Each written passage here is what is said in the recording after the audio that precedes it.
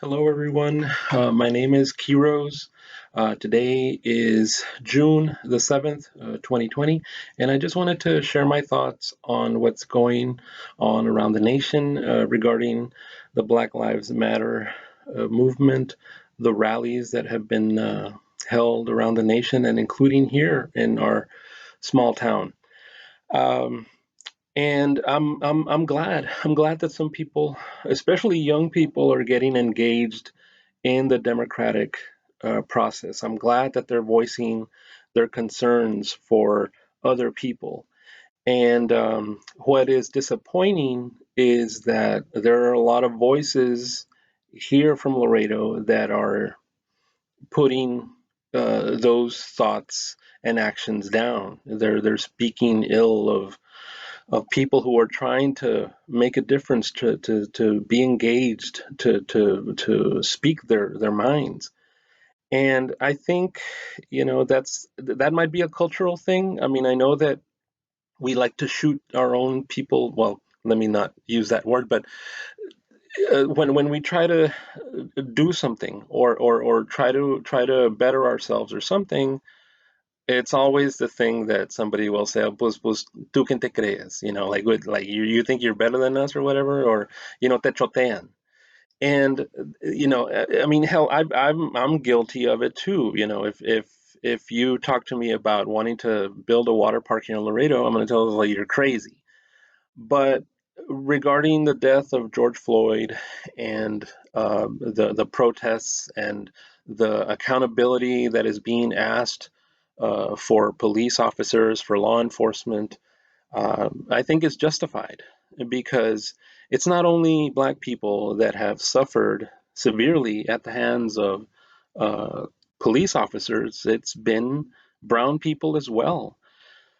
When you look back at the history of Laredo, you see that Mexican Americans, Tejanos, Mexicans, have always suffered, have always died at the hands of either the Border Patrol, the Texas Rangers, police, whoever. And yesterday I posted a video by the drive-by truckers about this young boy who was killed back in the early 1900s. I had never heard about that young man, him being killed. Um, and I just stumbled upon it because somebody else shared a story about the La Matanza. I think it was also from the early 1900s that it happened around the valley, Kingsville, San Diego, around these parts in South Texas, that people were being killed by authorities like the Border Patrol or the Texas Rangers at the time. And so there was a lot of injustice back then towards brown people. And I mean, here, I picked up the book by Dr. Jose Ramirez, To the Line of Fire, where he talks about David Barclay Cantu, the World War One veteran who has a statue erected over here downtown where that big giant flagpole is. David Barclay Cantu, he fought in World War One. He was killed in World War One. He received the Congressional Medal of Honor. I think he's the first one ever to be awarded that high award, that medal.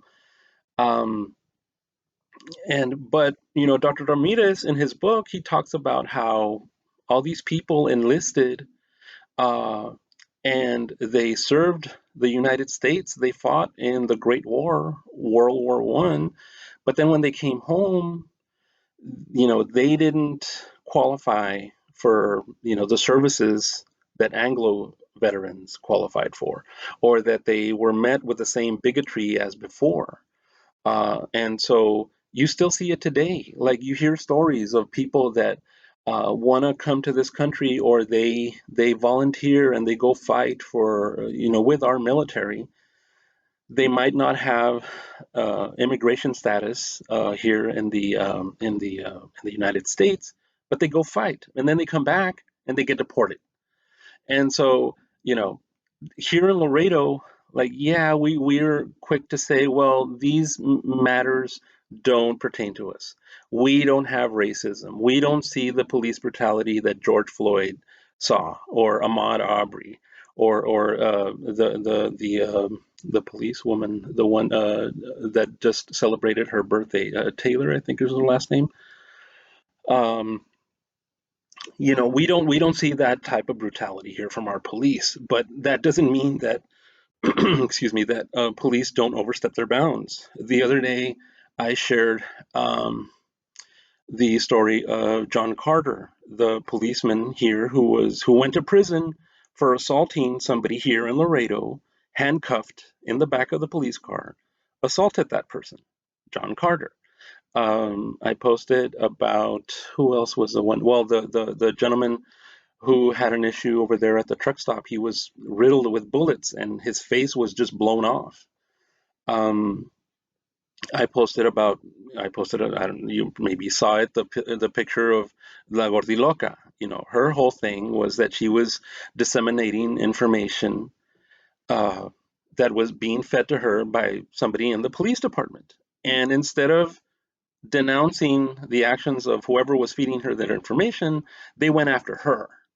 And so that's another issue, right? And David Rodriguez, uh, he was at Martin when I was there. He was in the band, and I knew him briefly and everything. And later, I knew that he was a drummer. He played for some rock bands and everything. And then I learned that he died. And I was making some calls to inquire about, because I always heard stories about his passing having some weird circumstances. There was something weird about the way that he passed away. Well, a friend told me that he um, was at a girlfriend's apartment. The police were called for whatever reason. They picked him up. They picked up David. They booked him. They were gonna like take him to the police station, but something happened that from en route, they had to divert to the hospital because he became unconscious for whatever reason and he passed away at the hospital. So I don't know, it could have been an OD, I don't know, but somebody was telling me, well, no, he was trying to get his life together and all this stuff. But, uh, you know, the friend told me, well, he was effed up. Like, and so I don't know exactly what happened, but like what I don't want to cast aspersions on the police or anything, but to say that police brutality or them overstepping their authority, that it doesn't happen here, okay? Um, and I think we need more accountability, and I think we need more leaders here speaking out and not just saying, well, we honor the memory of George Floyd and everything, but kind of like saying to us, like, that, hey, you know what, this is important and we should speak out about it, because I think we as Laredoans have a lot of ground to cover. We don't know our own history. We don't know about the things that have happened here to our ancestors who have sort of like paved a way for us. When you look at like the smallpox riot, that the Texas Rangers came in and they, killed some people because they didn't want to be immunized against smallpox. They didn't want to follow the rules of having all their stuff burned and everything. And so there was this distrust already with authority, and that's why I think the riot ensued and people ended up being killed. And so, when we start learning about these little things about that, Ramon Casiano, I think he's the one with the song, the subject of that song that I posted yesterday about the smallpox riot, about David Barclay Cantu, about this person who was assaulted in the back of a police officer.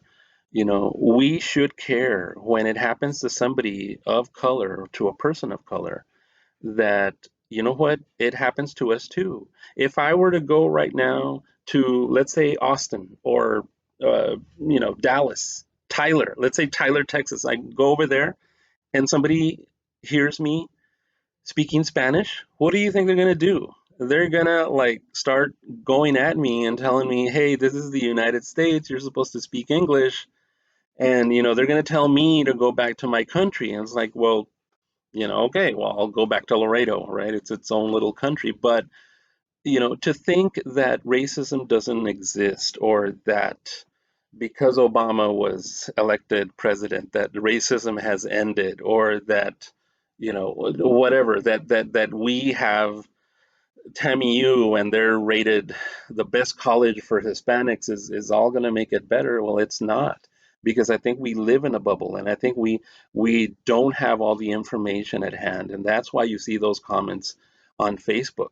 The one saying is like, "Oh, you don't know what you're talking about." And, just like, instead of doing that, why don't you fight for public corruption, or why don't you fight for the veterans, or for homelessness? Well, you know what? I think we can do everything at the same time.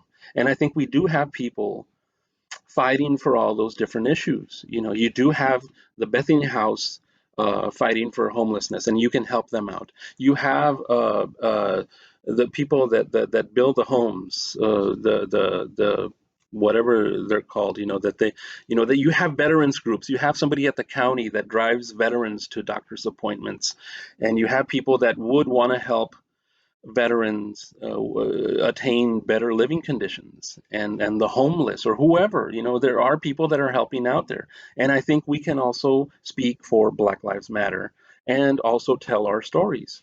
I think also right now, look at the stories with Marco Montemayor, Mike Montemayor, Jaime Canales, Johnny Amaya, the police chiefs who were taking bribes from the maquinitas. Nobody is writing those stories, and those stories are going to get lost. And I think, anytime, and I think that's the problem. We don't educate ourselves, and we don't tell our stories to the next generation. And that's why I think we are ignorant on a lot of things, and really we shouldn't be speaking, because we don't have everything. Uh, at hand.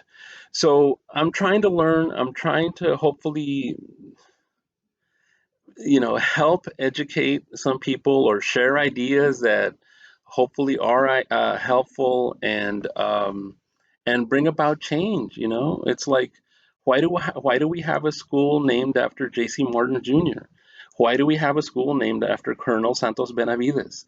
Why do we have the Confederate flag still flying, at La Posada, or on the masthead of the Laredo Times?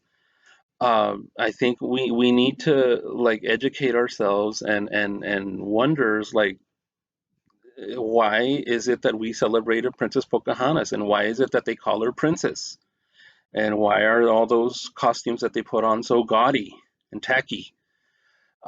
So yeah, I just wanted to do this. I wanted to say, because I don't think a lot of people are putting their words out there, and I think because they don't want to rile um, anybody else. They don't want to get on anybody's bad side, and I think that's why you see, the mayor, and the county, and the police union people not really saying much, and or anybody, whoever it is, somebody in any position of power, saying is like, hey, you know what, like, maybe this is important. But yeah, it's a small town, and I think like that if you speak up, you're going to be viewed as an instigator, and somebody that's just trying to cause trouble. And I just want to say that I think that this is important. Black Lives Matter is important. Uh, we have Black people that live here, and I think that we should be speaking up for things that affect their lives, maybe somewhere else. They've been through things that we can only imagine. And so I think we need to reassure those people that if we want to be a welcoming community, that we have to speak for all voices, and then, educate ourselves, inform ourselves, and better our community, and, make better choices, and make it a better town to live in.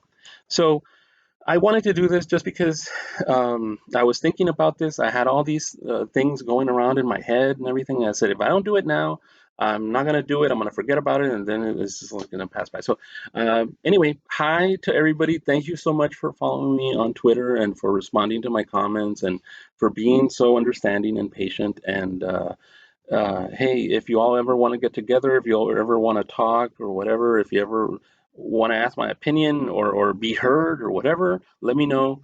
Um, I'll be happy to join in the conversation. Okay. Well, I hope you all have a good day and stay safe, and we'll talk again soon. All right. Bye bye.